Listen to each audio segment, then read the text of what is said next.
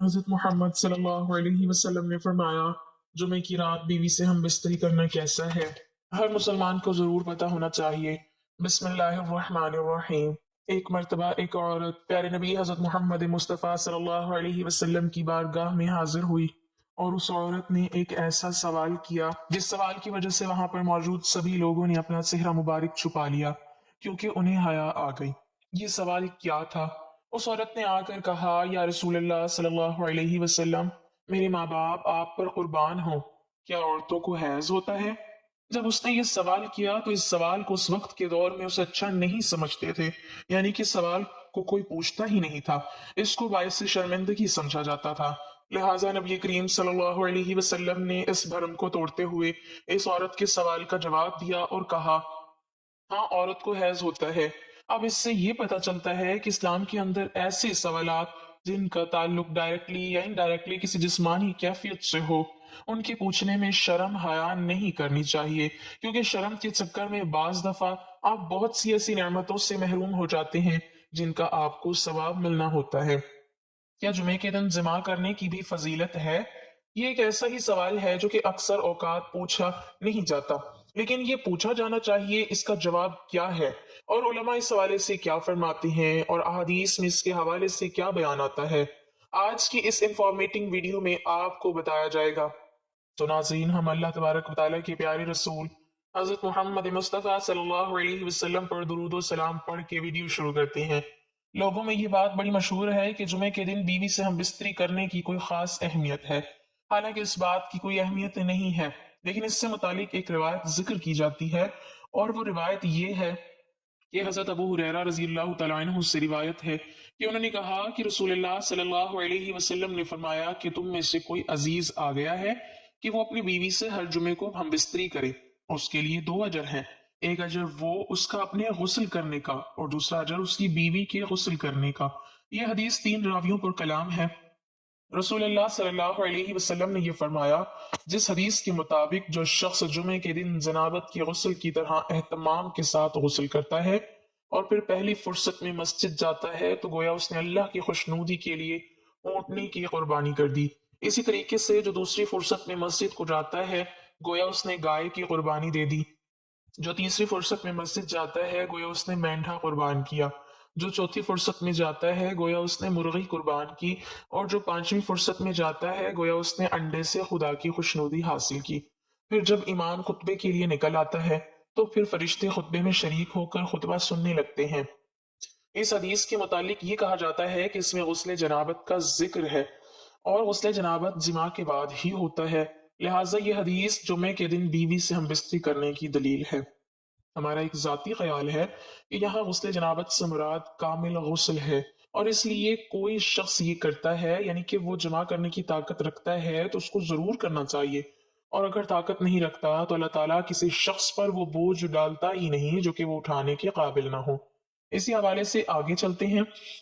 اور آپ کو اور کچھ عام چیزیں آپ کو پتہ ہونی چاہیے، ان کو بھی ہم لوگ ذکر کر لیتے ہیں۔ ناظرین، بالغ خواتین اور بالخصوص شادی شدہ جو ہیں وہ اس ویڈیو کو خود بھی دیکھیں اور اپنے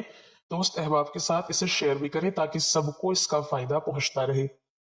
ایک معاملہ کچھ یوں ہے کہ نبی پاک صلی اللہ علیہ وسلم نے جب نکاح کی سنت کو ادا کیا اور اس کے بعد آگے سے آگے بڑھتے گئے، یعنی کہ آپ کو پتا ہوگا اس بارے میں، شاید آپ نے کہیں پڑھا بھی ہو یا ذکر سنا بھی ہوگا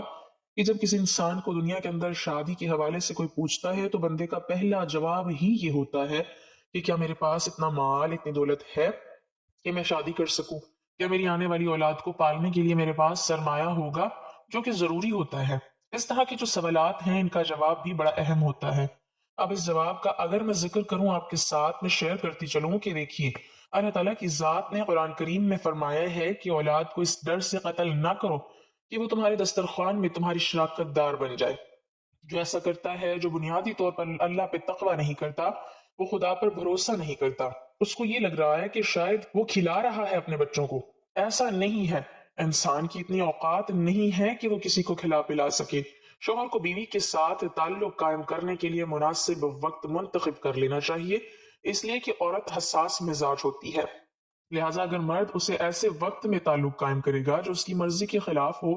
या उस वक्त वो बीमार या थकी हुई हो तो ये औरत के साथ जबरदस्ती होगी, जिससे अदावत और बुग़्ज़ पैदा होगा। इत्तबा का कहना है कि बीवी से ताल्लुक कायम करने में एतदाल से काम लेना चाहिए, और एतदाल यानी मयाना रवि ये है कि हफ्ते में ये काम 2 मरतबा किया जाए। हाँ, खसूसी हालात या तबी उतार चढ़ाव के एतबार से इंसान इसमें कमी या ज्यादती भी कर सकता है, लेकिन इसमें ज्यादती हरगिज नहीं करनी चाहिए, इसलिए कि इससे जिस्म को नुकसान पहुंचता है, अक्ल कमजोर हो जाती है और इंसान बेहिम्मत होकर कामकाज के काबिल नहीं रहता। और इस्लाम ने इंसान पर जो जिम्मेदारियां आयद की हैं उन्हें पूरा नहीं कर पाता। बीवी से ताल्लुक कायम करना 12 महीनों के तमाम औकात और अय्याम में जायज है और दिन और रात में हर वक्त की जा सकती है, सिवाय उसके कि मर्द औरत रोजेदार हों या औरत हैज़ो नफास की हालत में हो। अबू दाऊद और निसाई की हदीस में आता है कि जो शख्स जुमे के दिन बीवी को गुस्ल पर मजबूर करे, यानी बीवी से हमबस्तरी करके उसे गुस्ल पर मजबूर करे और खुद भी गुस्ल करे और नमाज के लिए जल्दी करे और अव्वल वक्त में जाए और सवार ना हो, पैदल चल कर जाए और इमाम के करीब बैठे और इमाम की बात को गौर से सुने और लघु बात ना करे, तो उसे हर कदम उठाने पर 1 साल के रोजे और खड़े होकर नमाज पढ़ने का सवाब मिलता है। मोहतरम नाजरीन, हदीस शरीफ में है कि हज़रत आयशा सिद्दीक़ा रज़ियल्लाहु तआला अन्हा ने नबी करीम सल्लल्लाहु अलैहि वसल्लम की बारगाह में अर्ज किया कि या रसूल अल्लाह सल्लल्लाहु अलैहि वसल्लम, हमारे माँ बाप आप पर कुर्बान हों कि वो कौन सा वक्त है जिसमें बीवी से ताल्लुक कायम करना चाहिए, और दूसरी बात यह कि औरतों को तो सवाब है लेकिन मर्दों को क्या सवाब है। अल्लाह के रसूल सल्लल्लाहु अलैहि वसल्लम ने फरमाया, अगर शौहर अपनी बीवी का हाथ पकड़े तो अल्लाह तबारक व तआला उसके नामे अमाल में एक नेकी लिख देते हैं, और अगर प्यार से शौहर अपनी बीवी के गले में हाथ डालता है तो अल्लाह ताला उसके नामे अमाल में 10 नेकियां लिख देते हैं।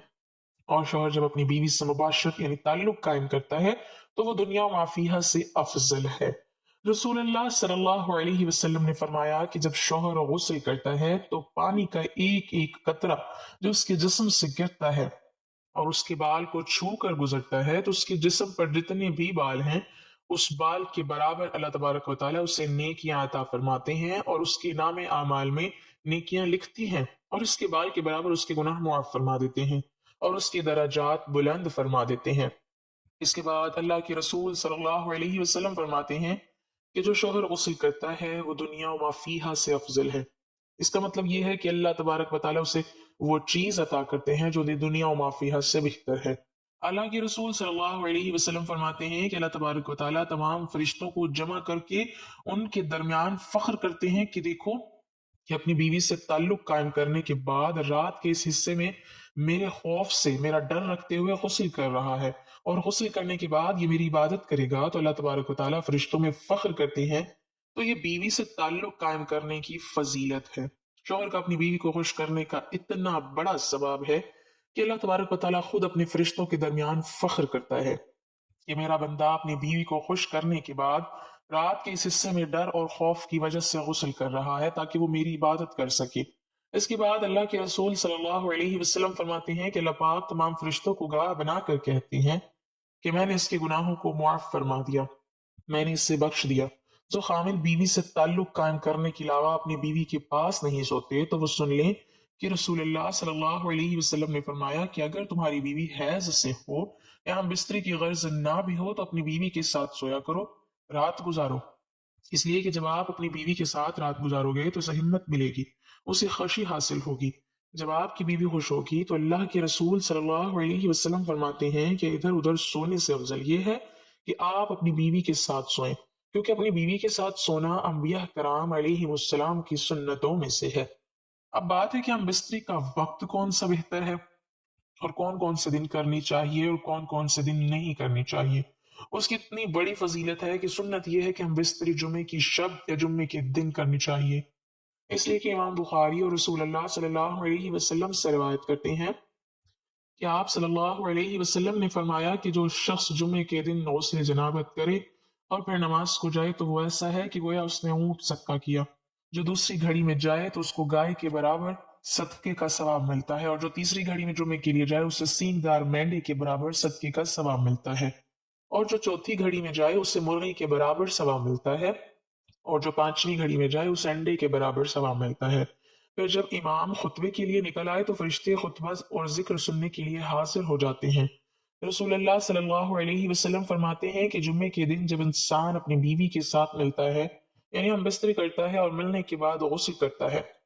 और जुमे के लिए नमाज पढ़ने जाता है, तो अल्लाह तबारक व तआला उसे बेपनाह नेकियां अता फरमाते हैं। इसलिए जुमेरात की रात भी हम बिस्तरी करने को अफजल कहा गया है कि कल वो गुस्ल करके जुमे की नमाज पढ़ने के लिए जाएगा तो वो तमाम सवाब से मुस्तफीद हो जाएगा। इसीलिए जुमेरात की रात को हम बिस्तरी अफजल है। अब बात करते हैं कि हम बिस्तरी रात के किस हिस्से में की जाए। फुकाए कराम ने तहरीर फरमाया है कि हम बिस्तरी रात के तीसरे हिस्से में की जाए। जब आप तीसरे हिस्से में हम बिस्तरी कर लें तो इतना वक्त आपके पास हो कि आपको आराम का वक्त मिल जाए, क्योंकि दिन में आप कामकाज मेहनत मशक्कत करके आते हैं, तो आप रात के 2 हिस्से आराम कर लें और रात के तीसरे हिस्से में हम बिस्तरी करें और कुछ देर आराम करें ताकि आपको महसूस ना हो। बिस्तरी करते वक्त इस बात का ख्याल रखना चाहिए कि आपके पास कोई शीर ख्वार बच्चा भी ना हो, क्योंकि अगर आपके पास शीर ख्वार बच्चा होगा तो इसमें मजा नहीं आएगा और आप बेहतर तरीके से सुकून हासिल नहीं कर सकेंगे। हाँ, अगर बच्चा गहरी नींद में सोया हुआ है तो फिर कोई मुजायका नहीं। महीने की किन किन तारीख में बीवी से ताल्लुक कायम नहीं करना चाहिए। आप किसी भी दिन किसी भी वक्त में ये कर सकते हैं, लेकिन फुकाहे कराम फरमाते हैं कि हम बिस्तरी दिन में ना करें, रात में करें, क्योंकि रात का वक्त हम बिस्तरी के लिए अफजल है। दिन में ताल्लुक कायम करना कोई मना नहीं, मगर रात में ज्यादा बेहतर है। फुकाहे कराम फरमाते हैं कि महीने की पहली तारीख, 15वीं तारीख और आखिरी तारीख में हम बिस्तरी नहीं करनी चाहिए। इसकी वजह यह है कि फुकाहे कराम लिखते हैं कि इन 3 दिनों में, यानी इन 3 तारीखों में शयातीन जमीन पर ज्यादा फैले होते हैं। इस वजह से इंसानों को चाहिए कि वो अपनी बीवी से इन 3 रातों में हम बिस्तरी ना करें, इसलिए कि अगर वो करेंगे तो हो सकता है कि हम बिस्तरी के दरमियान शैतान भी शामिल हो जाए। लिहाजा शैतान के ज्यादा फैलने की वजह से इन 3 दिनों में और 3 रातों में हम बिस्तरी ना करना अफजल है। अगर करेंगे तो नाजायज और हराम नहीं। जुमे की शब को हम बिस्तरी करने को मुस्तहिब करार दिया गया है। हमारे सारे मर्द हम बिस्तरी करने के बाद फौरन उठकर चले जाते हैं, तो इस बारे में फुकाहे कराम लिखते हैं कि जो शख्स अपनी बीवी के साथ हम बिस्तरी करके फौरन अलग हो जाता है,